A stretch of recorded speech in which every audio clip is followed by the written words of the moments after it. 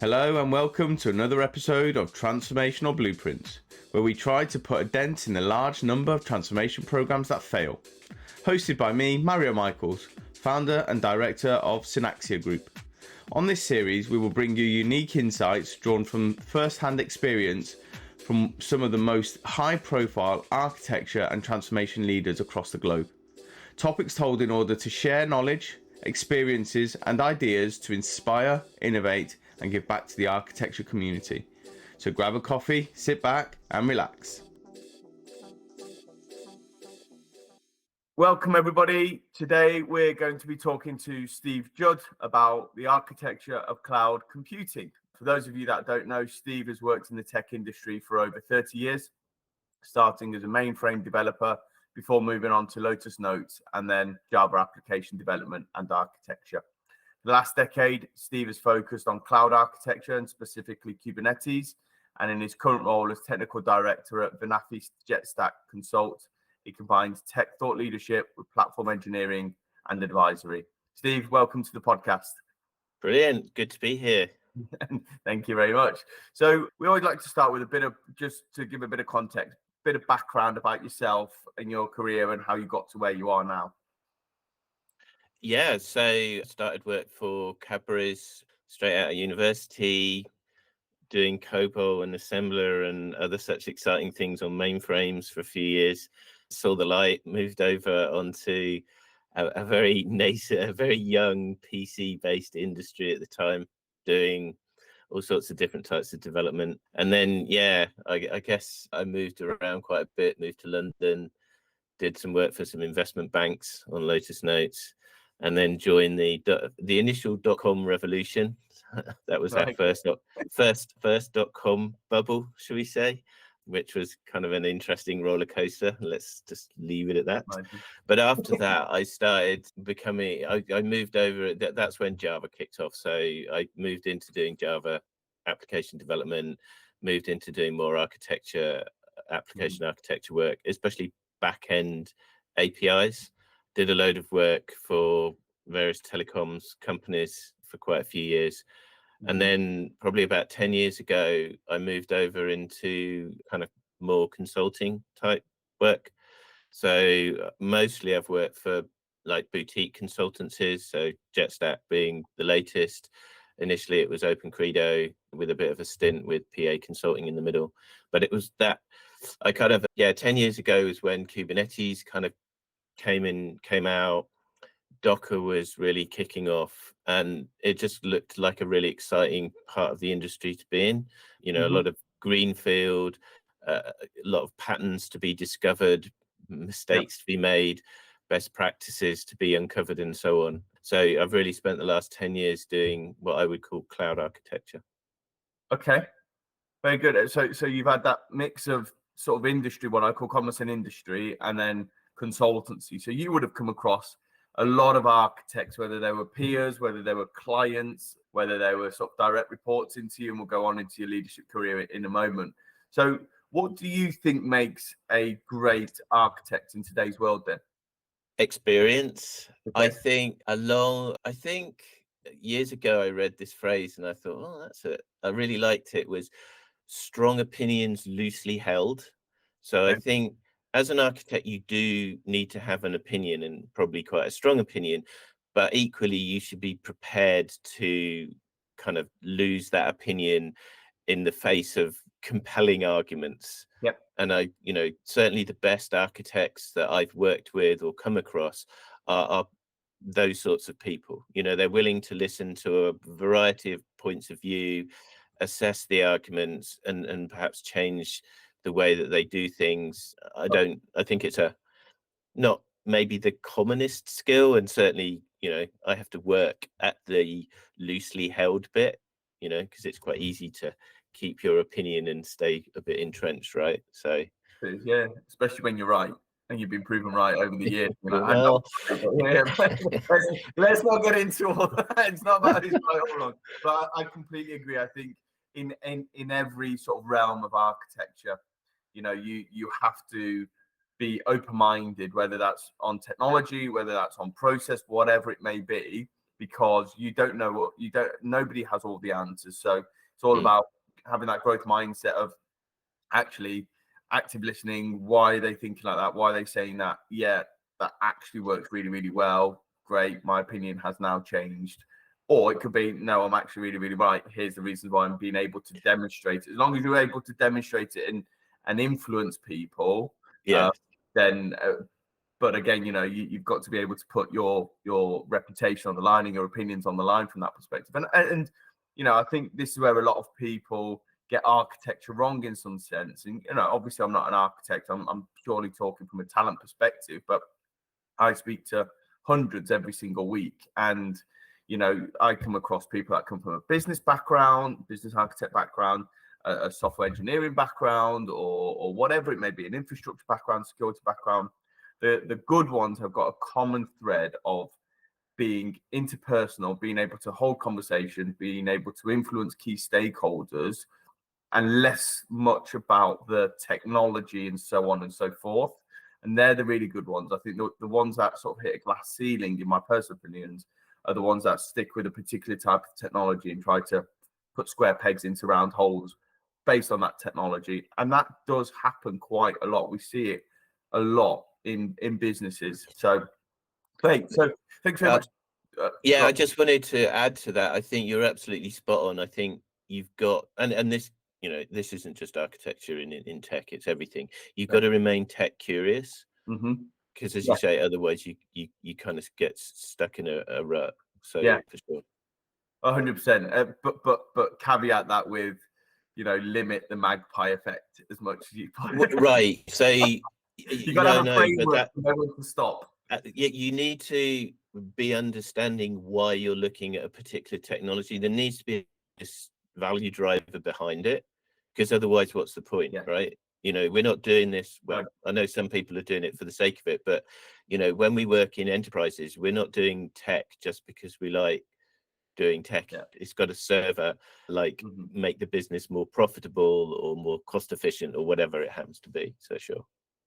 Yeah, agreed, 100%. And if we could just delve into your architecture leadership career for a little bit. So tell us a little bit about your leadership career in terms of the different stages, where you're at the moment, just to give a bit of context to the story, I suppose. Actually, for probably most of my career, I've led. You mean like in terms of leading people, teams, and such? Yeah. So probably on and off for most of my career, I've led teams. Prior to consultancy, it would be the same team, people that either I kind of recruited or inherited due to, I don't know, let's say organization restructures or whatever. So I think that's a really important part of most senior technical roles is that leadership and mentorship. Sometimes there's that kind of formal people management aspect. You're doing their appraisals, for example, you're setting their objectives, and sometimes it's perhaps less formal way of doing mentorship, where you've got younger, more junior members of staff who perhaps want some somewhat objective help with how to progress their career and unblocking things or giving a different perspective or whatever. So I mean, depending on what role, I've led teams of up to, I don't know, 12 people. That wasn't awesome because you obviously spend most of your time doing team management, but I think the ideal size for me at least is maybe 3 or 4 people. Yeah, I think that's the general consensus. Maybe a little sort of 5 to 6 direct reports as an absolute maximum. Obviously, they might have 5 to 6 each themselves, and you sort of go and scale depending on size. But there's not huge amounts of our large architecture teams out there. And I suppose as you came through the ranks, what sort of challenges from a leadership perspective did you sort of encompass and From a leadership perspective, I think certainly, I mean, it's loads better now, but when I started, you didn't get a lot of training in how to be a good people leader. It was, apparently you would just magically know which was kind of awkward, because learning on the job with people is not necessarily the best approach, is it? Because, so I think over time companies have recognized that there aren't any born leaders. You kind of have to be taught the right skills and ways of approaching challenging conversations, should we say. So I think that was one area I hopefully have got somewhat better than I was back in the day, should we say. I look back on some of the things and think, oh God. But so sorry, anyone that was led by me in the early days. Yeah.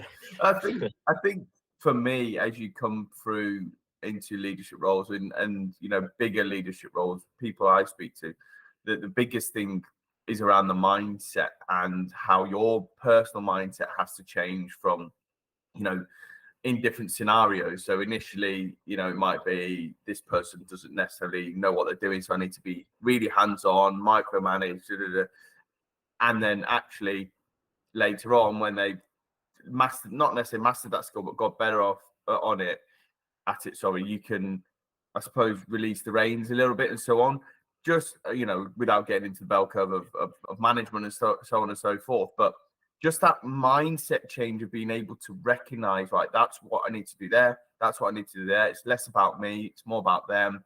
The whole thing becomes around, I'm no longer an individual contributor, I've got other people to think about now, and I need to get the best out of them. How do I get the best out of them?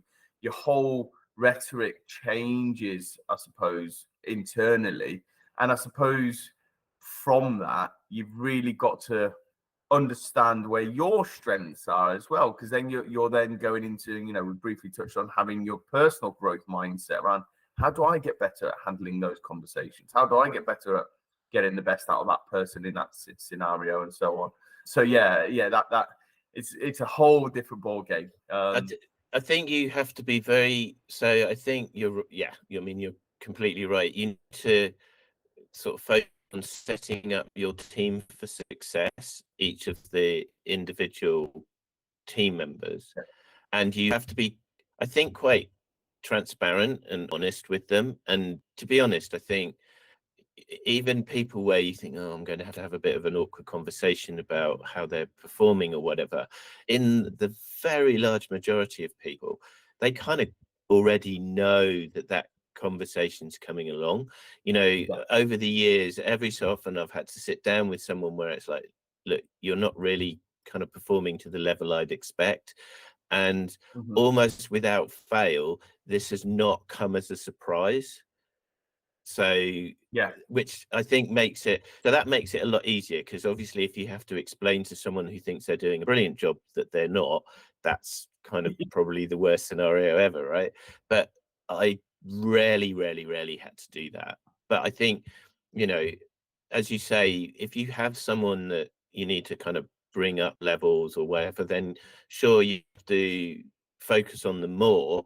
But I think like setting the very clear objectives and expectations and making it, or at least for making it clear that, like, I think you're going to be able to do this, I expect you to do it, but if you get blocked or you're struggling, come and see me, because otherwise I'll assume that you're doing fine.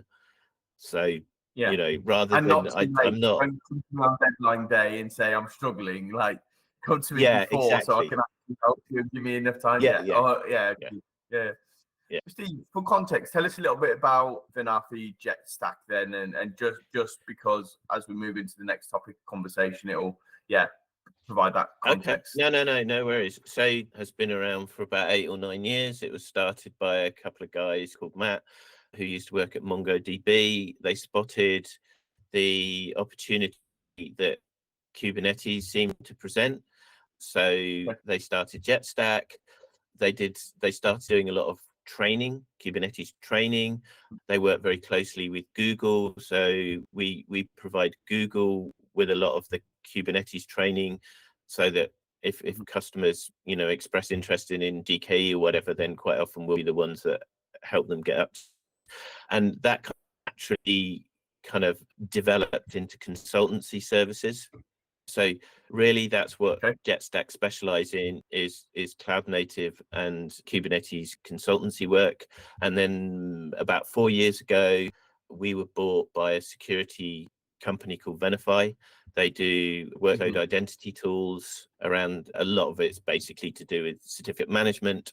And one of the reasons they were attracted to Jetstack is because we created something called Cert Manager, which for those in the kind of Kubernetes space, they should know and love as the kind of de facto tool for managing certificates in Kubernetes clusters. So that kind of was a natural fit for what Venafi were trying to do. They also kind of appreciate the value of the cloud native Kubernetes consultancy, which is why we're still kind of part of the Venafi group. Okay. And your role over there as technical director, what does that entail on a day-to-day basis? So probably kind of 3 areas. So I do quite a lot of, let's call it technical leadership. So not me on my own, but I certainly have to spend a lot of time figuring out what the next set of cloud native and Kubernetes related challenges customers are going to have, so that we can basically be in a position to have an opinion and have that expertise to be able to help them. I do work with customers directly, doing quite a lot of strategic advisory work, where I'll go in and help them kind of scope out what their challenges are and what the solutions might look like, and then kind of leading the solution engineers that actually do the hands-on keyboard implementation work. And then finally, I do a lot of technical pre-sales. Okay. So obviously a lot of businesses, if not every single business in the world, wanted to move all their compute to cloud. In your experience, having met a bunch of customers, what's the general consensus as to why, or what are the key drivers behind why businesses are doing that? Because that will sort of segue us into what's actually going on then. I think it is probably mostly to do with flexibility, because if you've got a data center, if you're running a data center or you're coloing in a data center, then typically the lead times for introducing new servers or kit into that data center are long, like 6 months or more. So, and also you've kind of got to plan almost for the worst case scenario. So it's like, I'm launching this new application. What do I think my peak load is going to be on that application? So you kind of almost need to have the server and other infrastructure in place to support that. And that's kind of so cloud is a super attractive way of not having to have those sorts of, to sort of have to think about that up front. So you're kind of moving your CapEx into OpEx. So I pay for what I use at the time. And that's great, because in theory, in theory, it should mean it's going to be cheaper for me, and also it means that I can flex. So if I know that suddenly I'm going to get a big popular thing happen, the resource will be there for me to sort of scale out, and then when that popular thing has died down, then I can scale back in again. And it also means that, and the final bit I think, which is also super useful, is there's the cloud providers provide all sorts of services, not just Kubernetes, not just compute, databases, hub sub, message queuing, or a huge variety of technologies.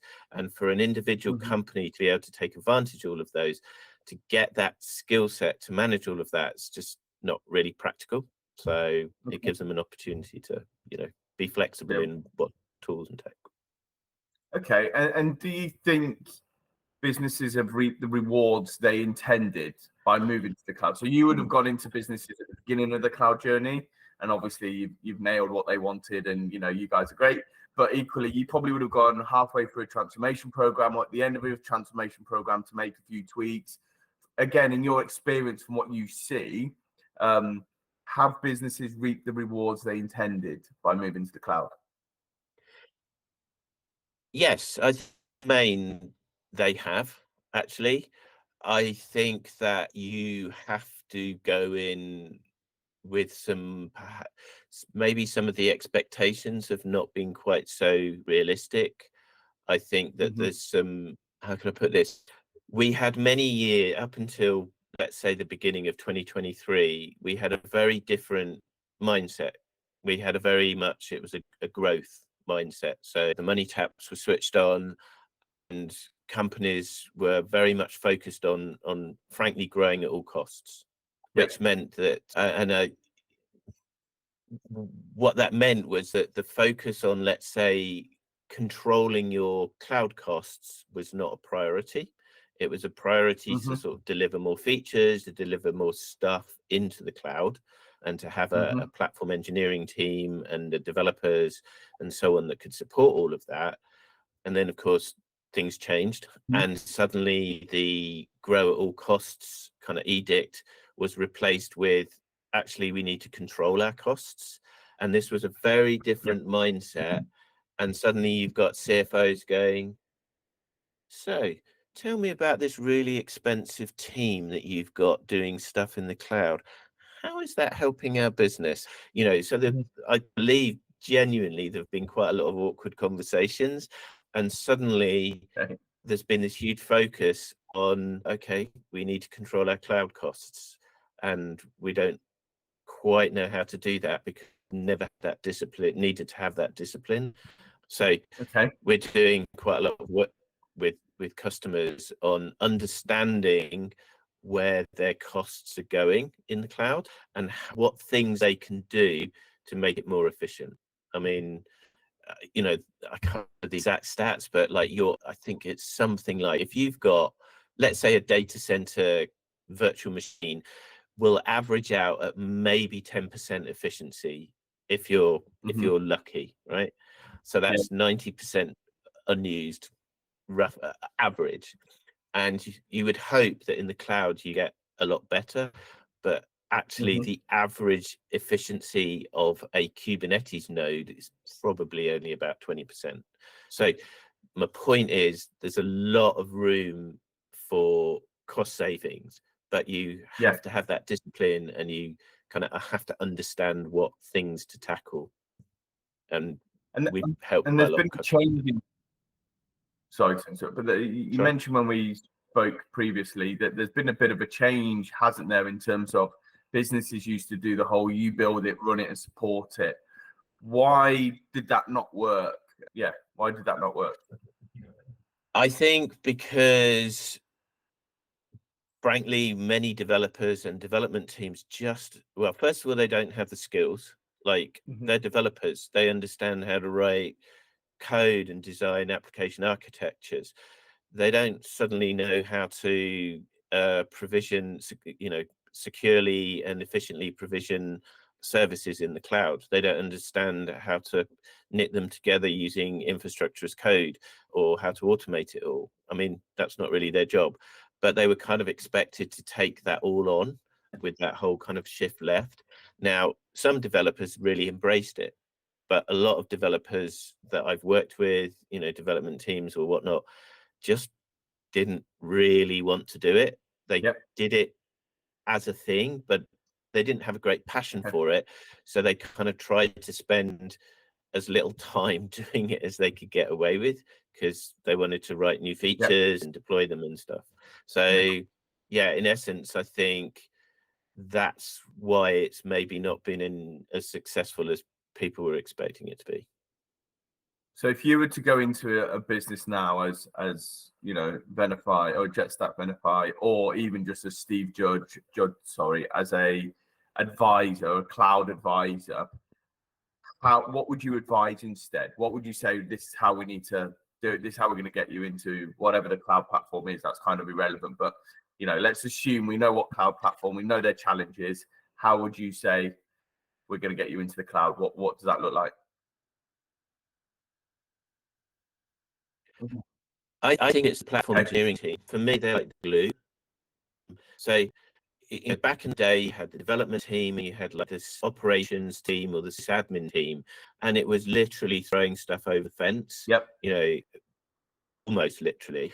And clearly that was not a great success either. That whole meme, works on my machine. I mean, the truth, there's a lot of truth in those memes. But I think, so what you need, and frankly, this is how the large majority of companies are kind of doing this now, is they have a platform engineering team that basically kind of understand, and the development teams are almost their clients. So the platform engineering team is responsible for creating the infrastructure, for managing that infrastructure, and providing the development team, with the means to create a let's call it an internal developer platform. So the ultimate platforms are ones where you can kind of create some kind of self-service process, which could be as simple as an email or just raising a Jira ticket, or it could be a lot more sophisticated, like templates in Backstage or something. But the point is, the developer should not be given free rein to create whatever they like, particularly in the cloud. You want to give them some guardrails. So yes, if you want to create 10 MySQL databases, great. Here's the way to just request this happens, and we will give you the smallest number of sort of fields that you have to fill in, and then all the security constraints and best practices that can be in effect hidden away, because it's the platform engineering team, so that the developers don't have to worry about that stuff. They just know that they'll get their MySQL database. Makes sense. Okay.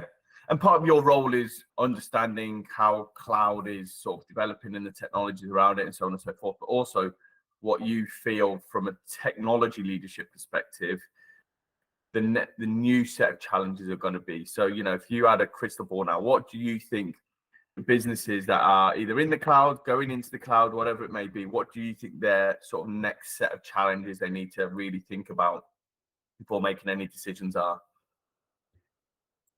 So I think businesses are starting to think more carefully about multi-cloud and hybrid environments.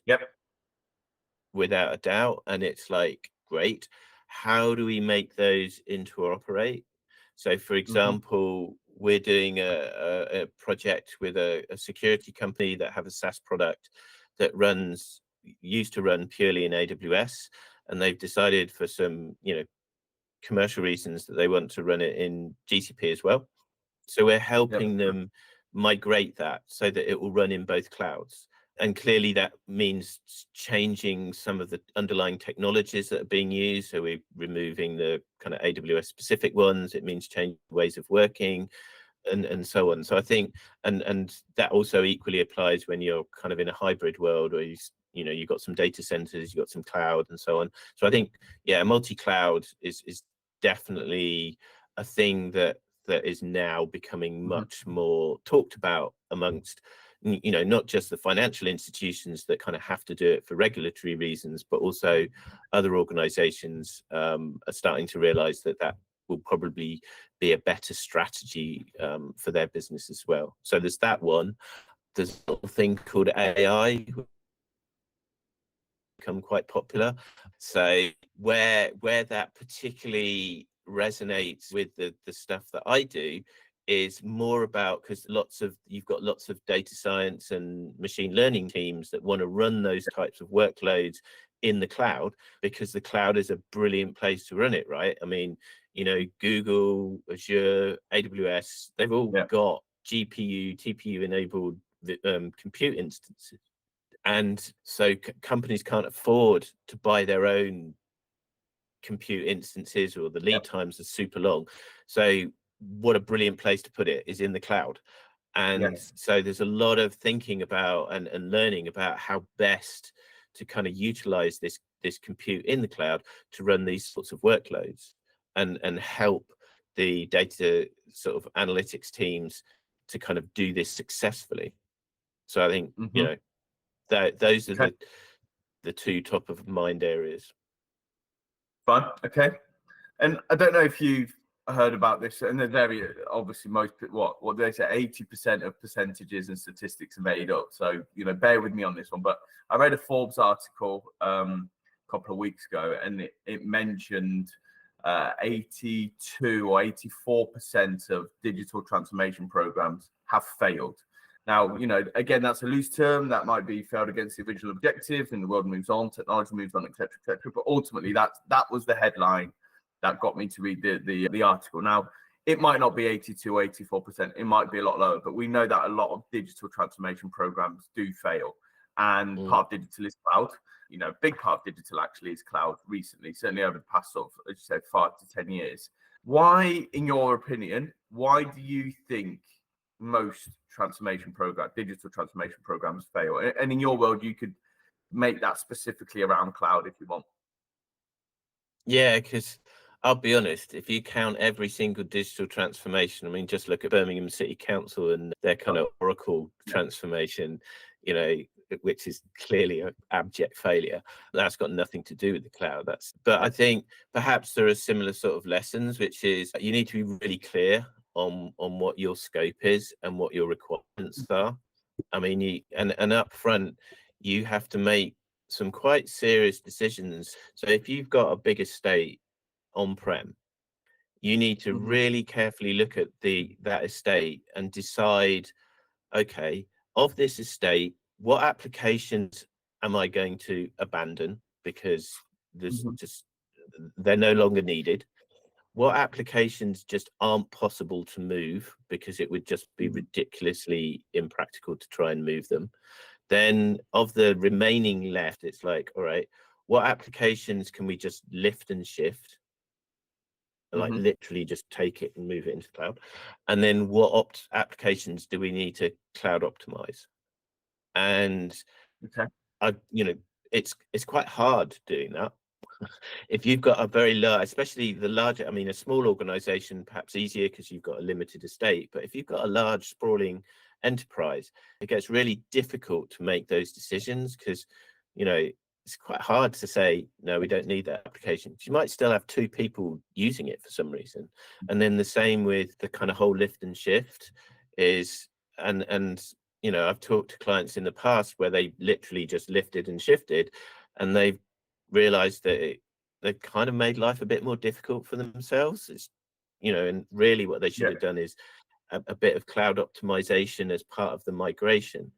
But then this is where you have to be really clear on what that scope looks like, because it's very easy to go, oh, don't really like that little bit. I'll just go in and change how that particular part of the application works. And then all of a sudden 2 months have gone and you haven't quite succeeded because you didn't really understand what it did. And now you've made it worse. So I think, it's like anything. It's if you bite off more than you can chew and you kind of just double on down, and then all of a sudden you come up for air and 2 years have passed. 100%. Okay, brilliant. Well, thank you very much for that. So we're going to move on to our quick fire questions now as we're coming towards the end of the episode. So first one, what advice do you wish you received early on in your career? I think that make the most of your capacity to learn and acquire new skills. As the older you get, the harder it is. So I'm, let's just say in my mid 50s, and it is somewhat more difficult to just kind of like, if I try and learning a new programming language now, as opposed to when I was in my 20s, it is noticeably more difficult to do so. So, and when I was in my 20s, I just thought I can learn everything. I'm just like a sponge, and I wish I still was. But so that's the knowledge. To be more like a sponge earlier on. Fine. Okay. Yeah. What's the hardest interview question you've ever had? Oh God, yeah. So this was such a weird one. I was interviewed by a company that I think they did like online mortgages or something, and it was a tech interview, like a whiteboard problem. And the guy sat there and said, imagine a 2-dimensional container with an irregular bottom, like that. Describe the algorithm to calculate the area of empty space in this container. And I was just looked at him and I said, I have no idea how to do that. And it just went downhill from there on, because I was just like, why are you asking me this weird question? And he eventually got really upset because he was very proud of this question. He clearly spent a lot of time thinking about it, and I just genuinely couldn't understand what he was trying to achieve with it. Anyway, the interview didn't go well. So You didn't get the job. Otherwise, you would have remembered the name of the business, right? You would have worked for them. So, what advice would you give a newly appointed chief architect? Back to something I said near the beginning of this chat, was have strong opinions, but hold them loosely and learn. So that's part one. And the other part is learn to communicate technical concepts to people who are much less technical than you are, because you're going to have to influence a whole raft of people, many of whom are product people or finance people or salespeople or whatever, and they don't particularly, and why should they, have a huge technical background. So the onus is on you to kind of be able to describe the technical challenge or the solutions in a way that they'll understand and will resonate with them. Okay, makes absolute sense. What's the biggest change you expect to see in the market over the next 5 years from a talent perspective? Greater diversity. I think, progress is being made. There needs to be more, clearly, and that frankly starts at school and universities, I think, to be honest. And I think, to be honest, I think it's the onus is on the larger enterprises to be able to kind of exert some influence to make that happen. So that's one thing. I think over the next year or so, there will be a more realistic employer-employee dynamic. So prior to 2023, the pendulum was most definitely on the employee side, way too far. And then 2023 meant that pendulum shifted way over to the employer side, too far. So I'm hopeful that it will start to kind of swing back into the middle. In equilibrium, makes absolute sense. Absolutely. I completely agree. Yeah, we've seen that in the sort of recruitment industry as well. Because obviously we see things first, don't we, from that perspective, from a talent perspective. So yeah, I completely agree. Well, sadly, Steve, we've run out of time. It's been really interesting and great to chat with you in detail about architecture, cloud computing. So thank you so much for your time. An excellent podcast episode and giving us your time today. Thank you very much. Yeah, no problem. It was good speaking to you. Awesome. Thanks, Steve. Thank you. Cheers. And that's a wrap. Sadly, we're at the end of another Transformational Blueprints episode. Thank you so much for listening. I hope you enjoyed it and there were plenty of golden nuggets for you to take away. If you're a fan of the show, please do remember to share, like and leave reviews so that more people from our industry get to hear and benefit from these too. Please also follow Synactia Group on LinkedIn to keep up to date with new episodes. Links in the show notes. Join us next time for another episode packed with tips and advice from senior leaders in the technology world.